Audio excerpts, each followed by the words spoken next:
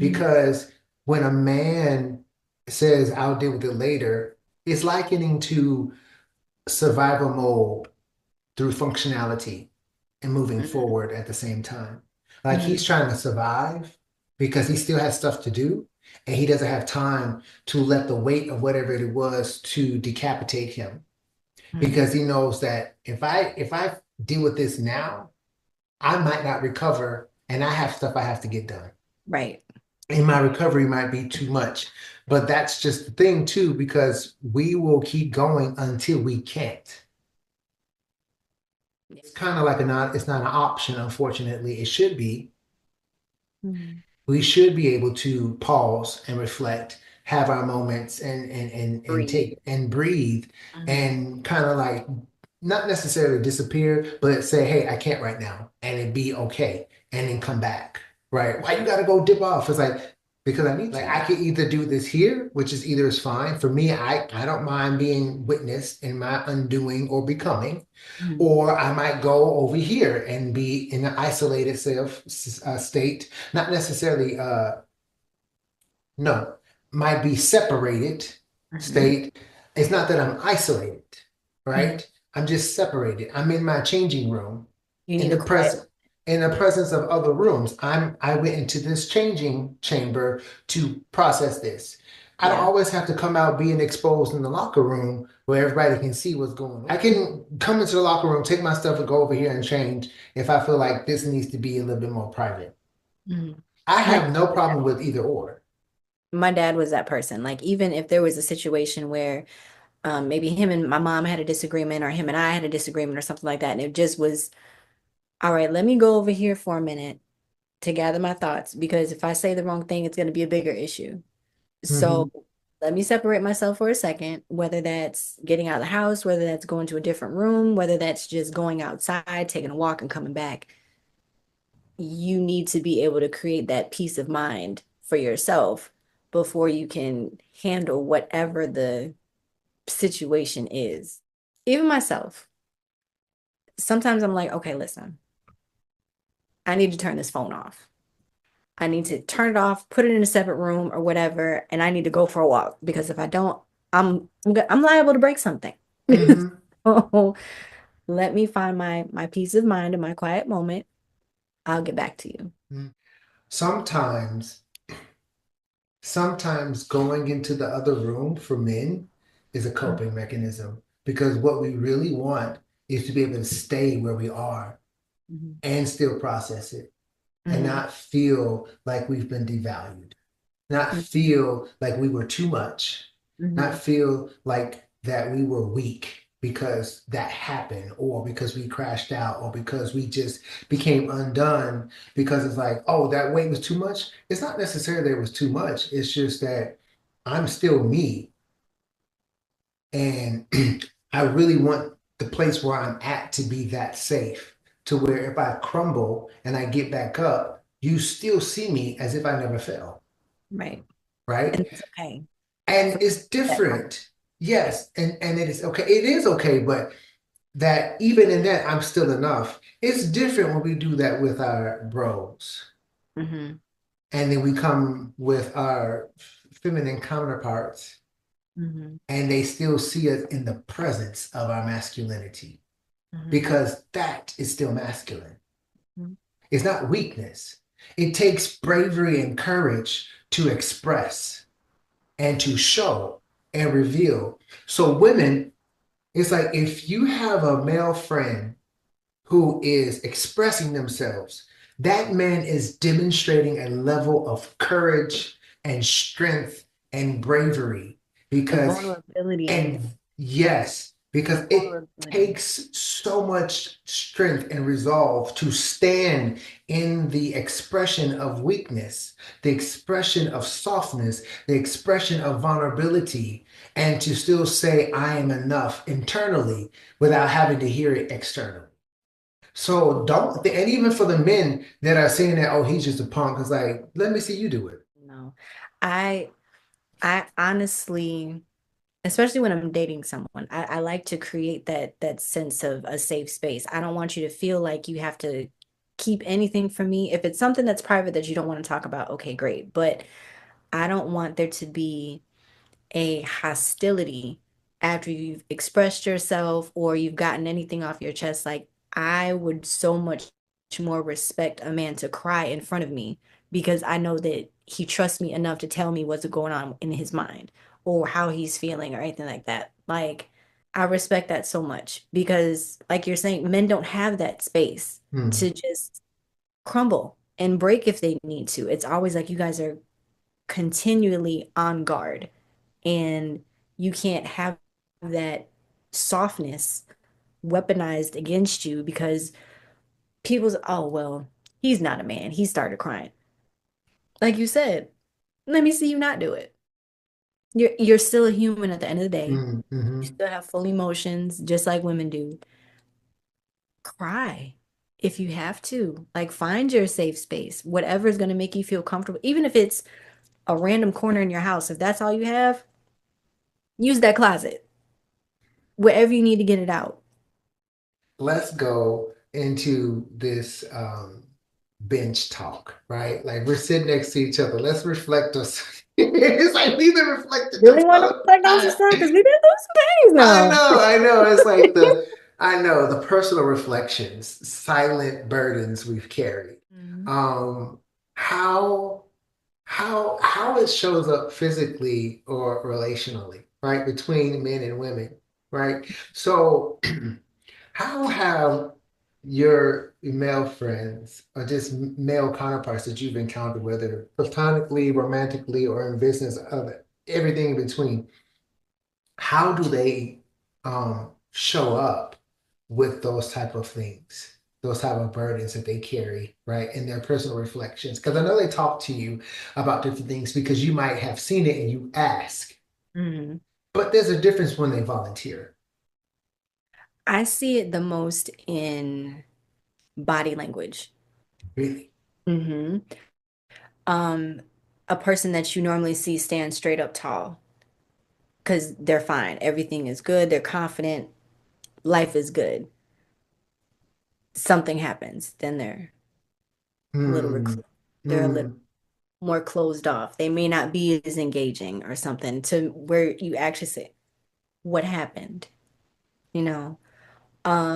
It may come out as anger because they're not sure how to process whatever emotion that they're going through. Even sometimes I have that issue too. Like I would be so fed up, like, don't talk to me, don't touch me, everything about me is tense.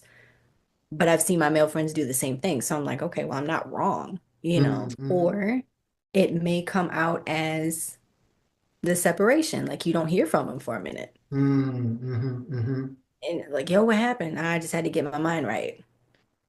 Okay. Are you okay now? Yeah, I'll be all right. Okay, so when you're ready to talk about what happened, because now that she doesn't, now she like I know exactly what. I know what you mean, but Yeah, yeah, when you're yeah, ready to talk about it, call me. I'm here. Let's go to lunch, have a drink, whatever. yeah, But everybody needs that processing time. yeah. And I, I can respect all of it because I know that it's necessary. Hmm. It's very necessary. A very dear female friend of mine, a sister of mine, to where that happened, where there was this guy that she was talking to, Mhm. and something happened, and he just ghosted. They were supposed to get together that night, Mhm. and all of a sudden something happened. Days went by, and she was just like, "What happened?" And so it was like, eventually he finally came around and said, "Hey, XYZ was going on and things like that." Understandably, right? She came and talked to me about it, and me being the brother that I am, and saying, I was like, understandably, yes, he needs that space. However, knowing the type of response a man has, I was like, don't let him back in so quick. Mhm. That man is not ready to carry the type of presence that you have Mhm. because number one, that type of inability to communicate in that moment though it may have been warranted, it shows me as a man who has done the work, he Mhm. still needs to do the work. Absolutely. And because I am that primal man, I want to protect those that I love. It's like I can't tell you what to do, but you need to distance yourself from him so that he can heal. Give him that space. Yes. He's, what's the word? He's indirectly asking for it. Yes. It's like that space and that separation. Yeah, understandably he came back, but no. Your presence is just as precious as ours. We just talked about this in the last segment in the locker room chat about unconditional love, Mhm. right? You can't offer what you have not yet given to yourself. That's so So true. and we talked about it in that segment that they said, is it possible for us, mankind, to demonstrate unconditional love that, God gives us, right? Mhm. And my response to that was yes, but unconditional love does not have conditions. It does have consequences. Mm. Because when you choose, because it is a choice, right? It is a choice. If you're choosing to give unconditional love, then you're also choosing to deal with the pain. You're also choosing to accept any betrayal. You're also choosing to Exactly. forgive without question and to let go without remembering Right. because it's unconditional. Right. But you have to first apply that to yourself so that you can give it out. You have to love yourself without conditions. Mhm. So that way, when you give it, it's genuine and it's not some mimic or camouflage. You don't become a chameleon and then you just become this living avatar to where I'm just doing what I think I'm supposed to do because that's what I have interpreted as unconditional. No. And until it lives rent free inside of you, completely, totally, fully seen without anything missing, nothing lacking, and nothing broken, you can't give it. No. No. So, unconditional love doesn't have conditions, but it does have consequences. Mhm. And when you say, I love you unconditionally, you have just said, I accept every, Everything. every consequence that comes with that. Hmm. Even if that means I have to let you go, Right. because unconditional love isn't toxic. Right. So, yeah. So, yeah, I understand that. She's like, is this where we going? This is the first episode. I need some protein after that. Look. Y'all, we didn't come here to play. We, So what? we did not come here to play. Like this is women's work. This is locker room. This is how we do it here. Do you guys talk over the top of each other, but still pay attention to what everybody's It's saying? Or is it kind of in one ear, out the other, or well, you hear each you're asking me. And um you're asking me like I've had a friend that told me, he's like, how can you see all of that through this phone? How can like I'm your talking with perception it. is different. Right, yeah. It's like I can perceive at a different frequency, not special, just different. Like I pay attention, I hear the in between, right? The breathing. I hear what's not being said, and not all the time. I'm not saying I have some special gifts or anything like that, but I You do. intentionally try to be intentional and very, very present when I'm Mhm. talking with people. That's why, yeah, I can do group settings, Mhm. right? If we're having these type of conversations in group settings, Mhm. I will do my best to make sure that everyone is included and that everyone is heard. Like Mhm. I will be the space that holds all of that, Mhm. right? I've seen you And do that. you have seen me do I've that. seen you do And it's it. I like, believe you. bro, how are you? And it's like, and the depth is still there. It's like the depth is still there. So I will speak from my perspective when I'm in a group setting with men, right? Um, there's a safety countermeasure that I see come up Hmm. because it's like um, men inherently, our initial review is that when we go into that setting, we're looking to see, okay, I know I'm a man, but am I going to be perceived as one amongst other men? Mm. Right? That's why, prime example, the locker room. That locker room, the stripping away. There's like the bantering, the casual talking, the laughing. You see the buddies grouped up here and things like this. The person is over here doing what he's doing, and just it's like all of that is permissible and allowed and witnessed at its own degree. The solitude, the isolations, the silos, the grouping, the conversations, it's all exposed. It's all allowed because if you go into the locker room and do it, you have given permission to be witnessed. Mm. Maybe not engaged, Hmm. but the fact that you chose to stay Right. means that, okay, I'm allowing myself to be seen because there's a degree of exchange that's happening. Mm. Right? And Hmm. that is one of the layers of the brotherhood of men. When we go into that locker room, there is an unspoken understanding.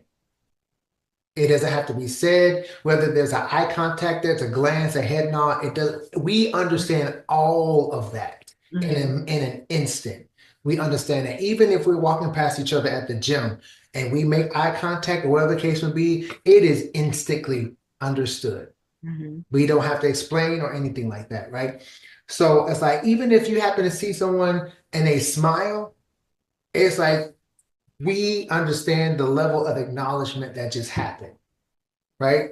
So when we're talking about in these type of settings where it's intentional and exchanges, all of that that happens in that one space happens in that moment. When if you see somebody that's there, if I'm with another guy and we're in a group of guys and some are not talking as much, it's like it's not that they can't talk, it's because there's things that are going on inside of them. They're either trying to perceive the level of safety in which they can speak, they're trying to see how much they can uncover without being seen, Hmm. or whether or not it's free for them to really let their guards down and to be fully held by the brotherhood that's in the room. Because they're like, I want to participate in this exchange, but I don't want to feel like it's transactional. And all of that happens with like body language and stuff like that, even tone. You have those who they're talking and there's a lot of vibrato, and I'm like, you have no bark behind your bite. I mean, you have no bite behind your bark. And it's Right. like, and as you can see that, it's like Mhm. you're just being showy. But women pick up on it too. Yeah. Yeah. We And pick up on so and so the men too is like we talked about before. Um, if I'm in that space, right, I just show up. And people have told me, Joshua, you're a hard read. It's like because there's no performance, there's no vibrato, there's nothing like, and if I say something, I do it. right. I back up whatever it is I say. If I don't know, I don't hide it. If I'm expressing, I'm expressing. It's like if I'm vulnerable, I am vulnerable. If I'm exposed, I'm exposed. But even Like with that, that's a comfortability within yourself. because I've done the work You've done the work. and I'm still doing And you know that mess is hard. it's not It's easy. It's difficult. not easy, right? But there's a lot of men that haven't, so they're unapproachable, they're angry, they're the hard read, but Mm. not the same sense of a hard read that you are, because like you said, you just walk in a room and I mean, that's just you. Mm. They still walk in a room trying to be the presence, but still not being in touch with who they are Wow. out the presence. You know what I mean? So Wow. peacocking, for example, right? I always feel like the loudest person in the room is not the person that I need to be involved with. And that's just me. That's just me. Like if you walk in the room and you just loud and boisterous and this, that, and that, I'm gonna leave you where you are. because there's something within here that you're covering up, right? Mhm, There's something that you're mhm. not settled with. There's something about you that you're trying to get people to ignore. I'm not that girl because I'm gonna see through all of that mess. Like, with you. There's Yeah. something. So yeah, all the macho and I feel like men do that for other men. They don't do that for women. They do that for other men. Okay, break that down. What do you mean? What do you mean? Explain that. It's for lack of better phrasing, it's the pissing contest. You know what I mean? Like, or the peacocking, like, okay, well, my feathers are blue. Well, mine are orange and they look better than yours. You know what I mean? Like, Uh-huh. it's that silent competition. Yeah, who's bigger than who? Like, oh, just line up. Let's everybody Just just give. just do what you need to do. You know what I'm saying? But I really feel like men do that for other men. Hmm. Um, And I'm not sure why. Because, and maybe this is just me maturing as a woman, the fact that I can see through all of that stuff. Like when I was Hmm. younger, I'd be like, oh, he's got this and he doesn't. Now I'm just like, baby. We literally just talked about that in episode 3 in the Mm, locker room chat, the whole ranking system that men have, right? yes. Because it's like it's internal to our dynamics, right? Well, not so much with me, I would say. Maybe when I was more, I'm gonna make a statement and I'm not attacking anybody. Okay. I'm gonna speak for myself.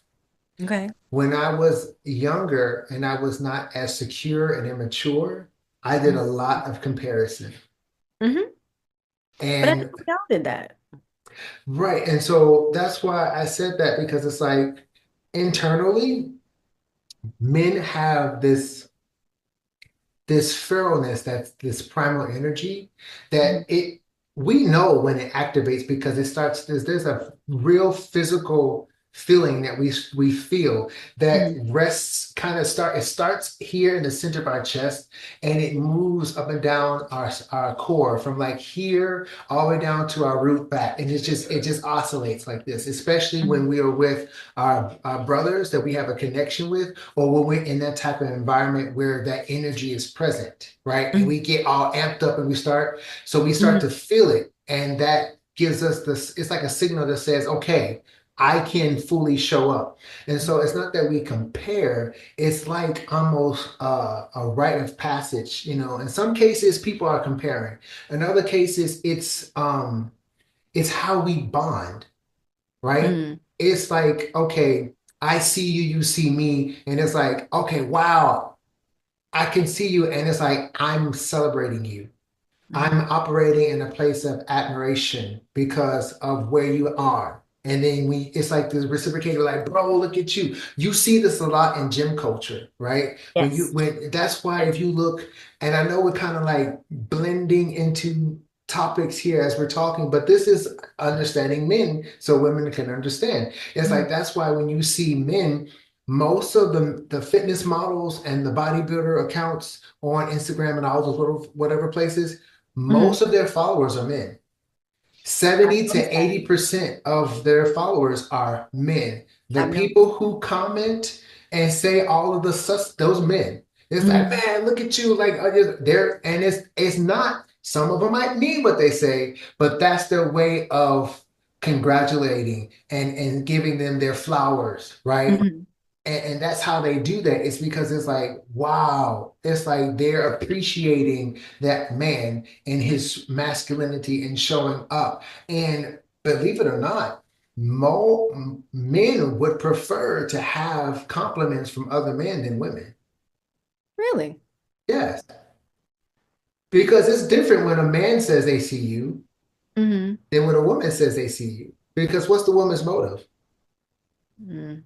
If it's True. a man, Different. typically it's a brotherhood. It's like you have just reaffirmed my masculinity and my manhood.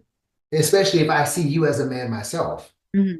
It's like saying your father has just said, you did a good job. Mhm. And he meant that. You know? Right.